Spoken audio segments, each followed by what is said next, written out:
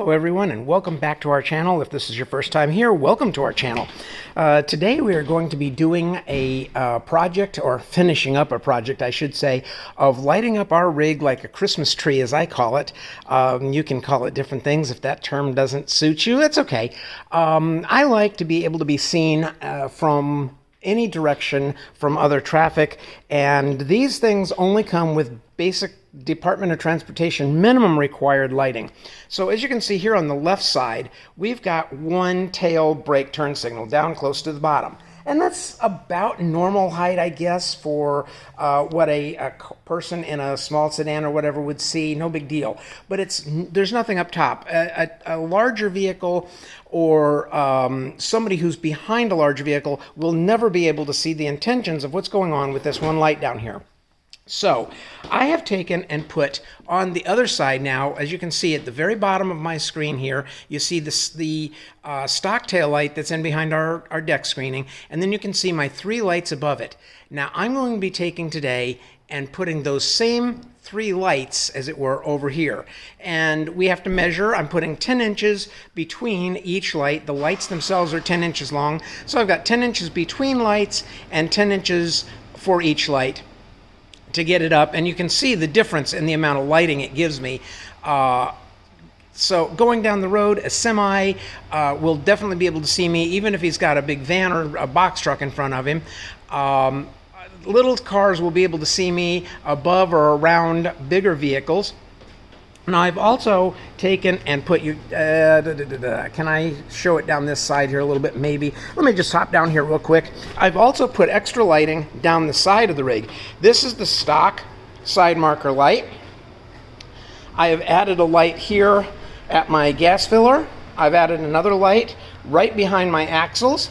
I've added another light over the axles, and I went, as you can see, I went from red behind the axles to amber over and above the axles. I've got one light there. I've got another light. Here. This is the kitchen slide out. Then I've got another light. This is the stock light that's right here below the heater and the furnace and water heater areas. I added another light between my basement and propane doors.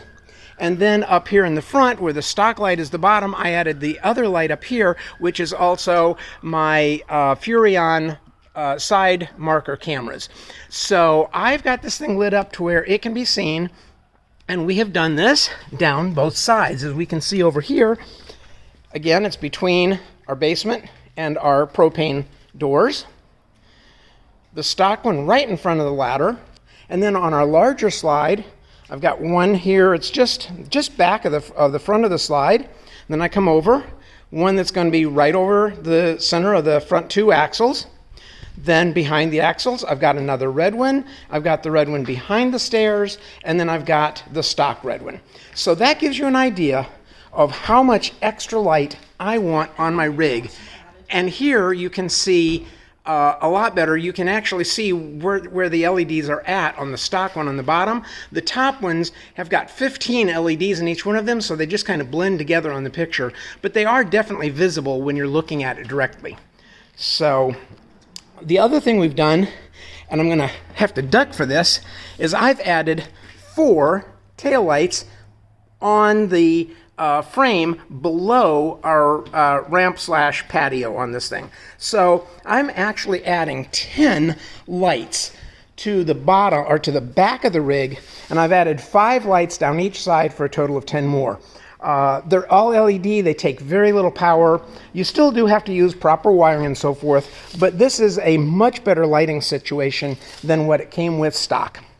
Now I'm going to go around here and I'm going to hand the phone to Julie. Excuse the mess here in the garage right now. We're kind of making our modifications, but I'm going to have Julie film while I am doing the first of the 3 lights on this side, so you can see the process that goes into it and how we work it.